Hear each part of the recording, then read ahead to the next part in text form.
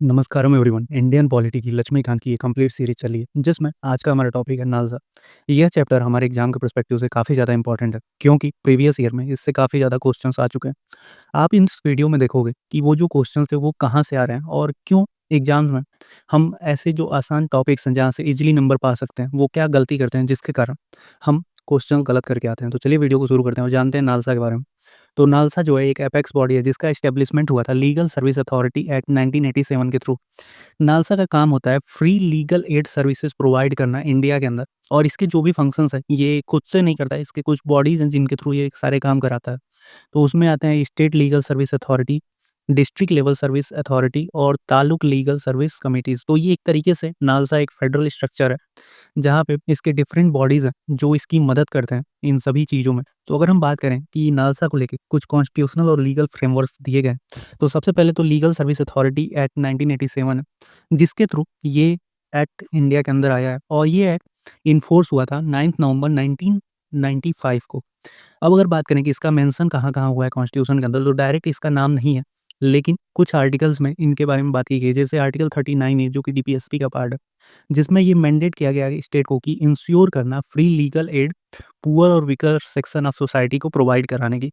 तो यहाँ पे नालसा का ही काम आता है जहाँ पे वो जो वीकर और पुअर लोग हैं, उन्हें फ्री लीगल सर्व एड देता है। इसके अलावा आर्टिकल 14 जहाँ पे बात किया गया है इक्वालिटी बिफोर द लॉ, जहाँ पे इंश्योर करता है ऑल इंडिविजुअल जो है, उन्हें इक्वली ट्रीट किया जाए लीगल सिस्टम के अंदर। इसके अलावा आर्टिकल 2002 सॉरी आर्टिकल 22(1) के अंदर इंश्योर करता है कि जो भी अरेस्टेड इंडिविजुअल है, उन्हें भी फ्री क वो लीगल कंसल्टेशन और रिप्रेजेंटेशन मिले। यहाँ पे फ्री की बात नहीं हुई, ये भी ध्यान रखना है। तो किन-किन लोगों को मिलता है ये चीज़ें, इसके बारे में भी मैं बात करूँगा। सबसे पहले हम जानते हैं कि नालसा का ऑब्जेक्टिव क्या है?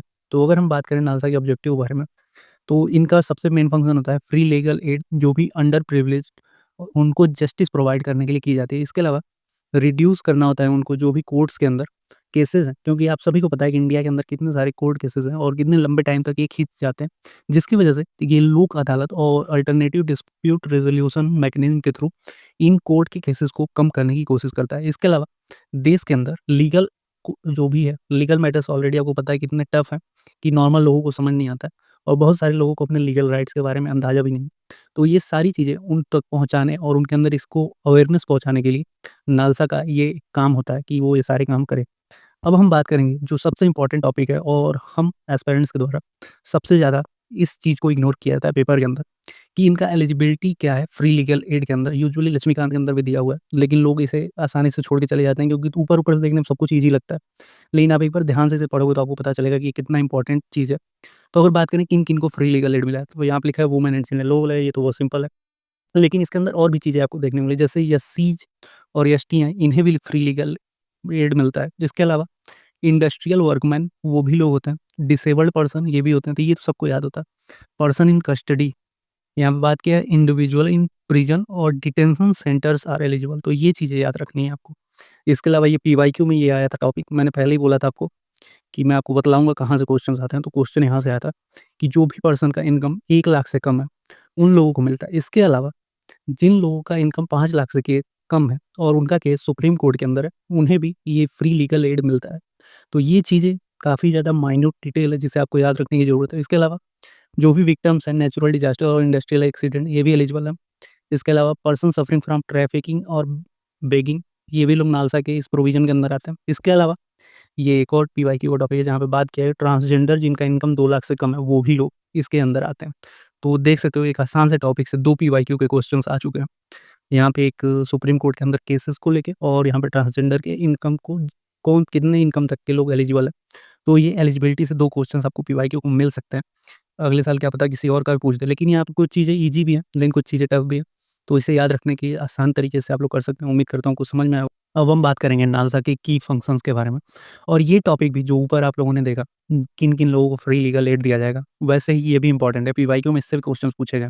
हम लोग इस टॉपिक्स को इग्नोर करके चले जाते हैं क्योंकि ऊपर से देखने में काफ़ी ईज़ी लगता है और लगता है कि हमें तो आ ही रहा। लेकिन कुछ चीज़ें इसमें रह जाती हैं माइन्यूट डिटेल जो हम लोग भूल जाते हैं और एग्ज़ाम में वही मिस्टेक करके आते हैं। जैसे यहाँ पे दिया है free legal aid and assistance, यहाँ पे नालसा का की फंक्शन है। यहाँ पे lawyers representation, court fee system, document preparation और सर्टिफाइड कॉपीज़ इसके अलावा बात करें पीआईएल के थ्रू भी ये काम करते हैं। इसके अलावा लोक अदालत और मेडिएशन, क्योंकि आपको पता है ऑलरेडी कोर्ट के केसेस को कैसे संभालना होता है, ये लोग कोर्ट के बाहर कुछ सेटलमेंट कराते हैं। इसके अलावा लीगल अवेयरनेस प्रोग्राम, और यहाँ पे जो लोक अदालत है इसके ऊपर एक सेपरेट वीडियो भी आएगी, काफ़ी इंपॉर्टेंट है, यहाँ से भी क्वेश्चन आ चुके हैं। इसके अलावा बात करें तो विक्टिम्स को कंपनसेशन देना, और ये जो है कि it issue the guideline for state legal service authority to implement the legal program और schemes throughout the country. तो ये चीज़ें आपको याद रखनी है कि ये जो भी काम जो मैंने आपको स्टार्टिंग में भी बोला था, आप लोगों ने अगर ध्यान दिया हो तो सुना होगा कि नालसा, जो कि ऑलरेडी आप देखोगे कि नेशनल लेवल का है, लेकिन वो अपने जो भी काम है वो एक गाइडलाइन इशू करता है, जिसमें वो सभी स्टेट्स की स्टेट लीगल सर्विस अथॉरिटीज़ को इन जो भी गाइडलाइंस हैं उन्हें इम्प्लीमेंट उनके थ्रू कराता है, ना कि खुद से करता है। तो ये चीज़ें पीवाईक्यू में पूछी जा चुकी हैं, तो इसे भी याद रखने की ज़रूरत है। इसके अलावा नालसा के कुछ इनिशिएटिव हैं, इन्हें याद रखने की ज़रूरत नहीं है, बस ऊपर-ऊपर से देख लो एक बार। न्याय बंधु प्लेटफ़ॉर्म, टेली लॉ सर्विसेज़, यहाँ पे legal consultation by telecommunication, और यहाँ पे legal aid defence counsel system, ये है। इसके अलावा न्याय मित्र प्रोग्राम, तो ये 4 इनिशिएटिव हैं। इसके अलावा जो न्यूज़ में हो, उन्हें ध्यान रखना कि अगर कोई नालसा के लिए कोई स्पेशल इनिशिएटिव्स लाई जाती, तो आपके लिए इम्पोर्टेंट हो जाता है। और मैंने आपको दिखा भी दिया पीवाईक्यू के अंदर क्या चीज़ें हैं। तो एक बार और आपको ऊपर-ऊपर से मैं कुछ चीज़ें बतला देता हूँ। जैसे यहाँ पे जो लीगल सर्विस अथॉरिटी एक्ट और आर्टिकल्स में किन-किन आर्टिकल्स में मेंशन है, ये पूछ सकता है आपसे। यहाँ पे आर्टिकल ना पूछ के ये पूछ सकता है कि किस पार्ट में है, या फिर ये भी पूछ सकता है कि जैसे मान लो पूछ दिया प्रीएम्बल के अंदर ये दिया गया है, या फिर डीपीएसपी के अंदर है, फंडामेंटल राइट्स के अंदर है। तो ये चीज़ें याद रखनी है, यहाँ पे फंडामेंटल राइट्स के अंदर भी है और डीपीएसपी के अंदर भी। इसके अलावा इसके ऑब्जेक्टिव्स क्या हैं, ये चीज़ें काफ़ी ईज़ी भी है। कुछ टॉपिक्स हैं यहाँ पे जो नंबर वाले चीज़ें हैं, ये याद रखने की ज़रूरत है इसके लिए।